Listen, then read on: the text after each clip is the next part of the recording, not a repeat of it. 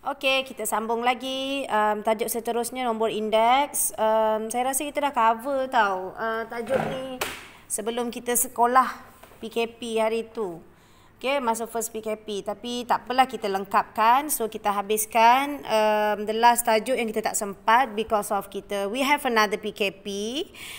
Cuti PKP juga. So, I hope everybody stay safe and kita sambung Right, nombor indeks. Okey, tajuk yang terakhir. So, kita kena tahu dulu apa itu nombor indeks sebelum kita teruskan kepada pengiraan. And the concept nombor indeks is kita nak buat perbandingan harga.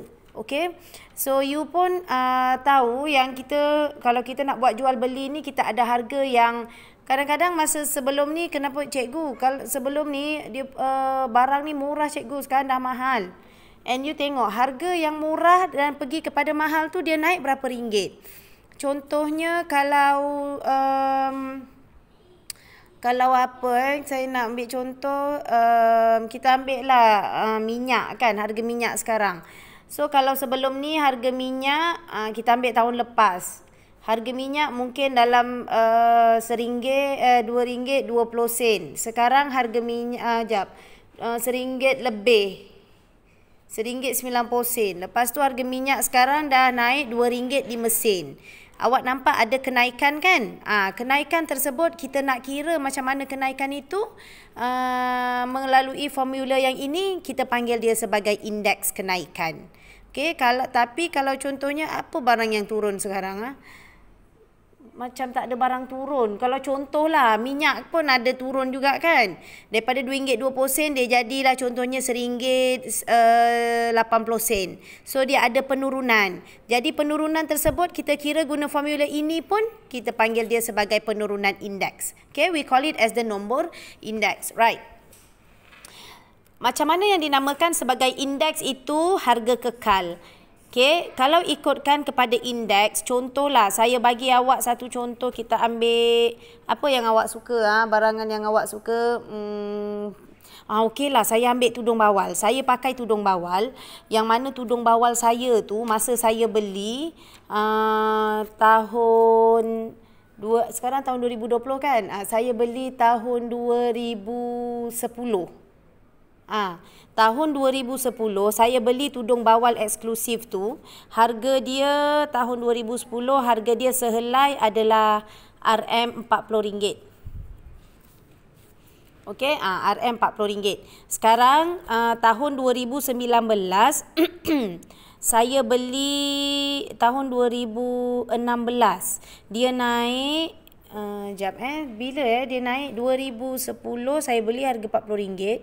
Lepas tu sekarang harga lepas tu tahun 2000 ambil lah tahun 2020. Sekarang yang sama corak apa kita panggil batu tu, Swarovski. Swarovski dia benda yang sama. Harga dia adalah sekarang ni harga dia berapa? 65, tak silap saya. RM65. Okey, sekarang harga dia RM65. Nampak tak ada kenaikan dekat situ? Itu kita panggil, kenaikan tu kita panggil sebagai nombor indeks. Tapi kalau misalnya lah bawa eksklusif tiba-tiba ada birthday, dia punya pengasas dia kata, saya sempena happy birthday saya nak turunkan harga daripada RM65 untuk birthday saya turunkan kepada RM55. Dia turunkan RM10. Maka kita ada penurunan nombor indeks. Yang ni contoh saya bagi ni kenaikan nombor indeks. Okey. Macam mana kita nak kira nombor indeks tersebut? Kita nak kira nombor indeks tu berdasarkan formula ni lah. Ni formula dia ni. Q1 per Q0. Ini adalah indeks lah. Okey, indeks sama dengan Q1 per Q0 darab 100. Q1 adalah harga semasa. Satu ni kuantiti pada masa tertentu, means pada harga semasa. Okey, masa tertentu ni harga semasa, harga yang paling latest. Okey, kuantiti pada tahun asas. Tahun asas ni tahun mana yang kita nak buat perbandingan. Okey, contohnya tahun 2020 saya nak buat perbandingan dengan tahun 2010. Berapa kenaikan dia? Right. Lepas tu sebab sebelum ni harga dia 59 tau. Bawal eksklusif ni. Tapi since akhir tahun 2019 ke, tak silap saya, ke 2018 dia naik. 2019 dia naik jadi RM65. Last saya beli bulan 11 tahun lepas. Yelah, dia dah naik RM65. Sebab masa tu dia baru-baru naik. Netizen pun komai marah lagi. Kenapa tu dong komai mahal? Gitu kan. Right. Sekarang, kita tengok pada sini. Saya nak kira berapa kenaikan harga indeks bagi barangan tudung bawal eksklusif sangat ni. Kita pun kira. Saya pun apply lah formula yang ni. Saya apply formula ni. I sama dengan Q1 is harga semasa. Harga semasa kita adalah 2020, tahun 2020. 65 per dengan Q0 is tahun asas. Saya nak bandingkan dengan tahun apa? Saya nak bandingkan tahun 2010, harganya RM40. RM40 darab dengan 100. Kenapa kita kena darab 100? Sebab indeks yang asal nilainya adalah 100% harga kekal. Kalau dia kekal harga dia tahun 2010 RM40, tahun 2020 pun RM40. Jadi indeks dia kekal 100%. Nanti kita buktikan. Okay, kita tengok dulu yang ni. So awak pun tekan kalkulator. 65 bahagi dengan 40 darab dengan 100. You akan dapat kenaikan sebanyak 162.5. Okey, biasanya kita letak sebab darab dengan 100 kita letak persen kan? Tapi indeks biasa kita tak baca dalam persen lah. Kita dah faham dah. Okey? Kenapa kita dah faham kita tak baca dia dalam persen? Sebab kita punya nilai ni awak tengok 162.5 ini dia dah melebihi 100%. Jadi kita tahu kenaikan harga tudung bawal eksklusif Comain ni ialah daripada perbandingannya yang dibuat daripada tahun 2020 berbanding tahun 2010, dia ada kenaikan sebanyak 62.5%. Ya, sebab macam mana cikgu boleh dapat 62? Sebab 162.5 awak tolakkan dengan 100%.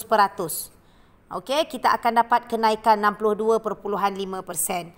Okey, maksudnya dari tahun 2010 hingga tahun 2020 ni, dia dah naik 62.5% rupanya. So, harga dia dah jadi RM65 sekarang. Ini kita panggil sebagai kenaikan nombor indeks. Okey, kalau dia ada penurunan, sama juga. Okey, contohlah saya nak bagi ada happy birthday Comain lagi. Dia punya pengasas bawal eksklusif.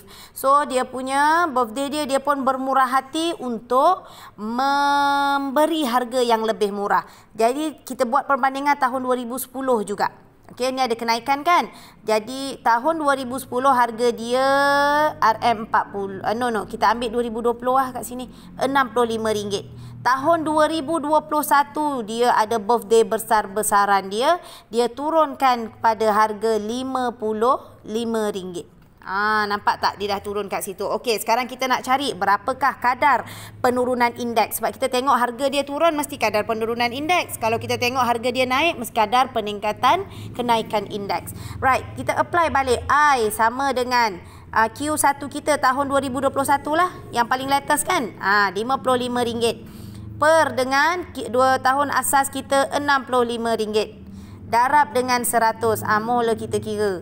55 bahagi 65 darab dengan 100 kita akan dapat 84.62%. Kita tak buat persen sebab dia memang dalam indeks. Nanti baru kita cari persen dia.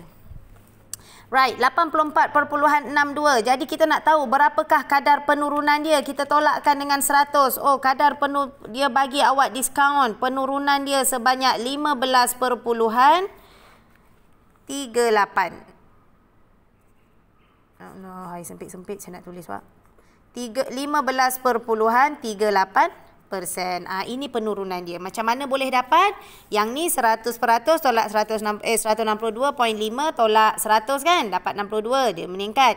Yang ni terbalik.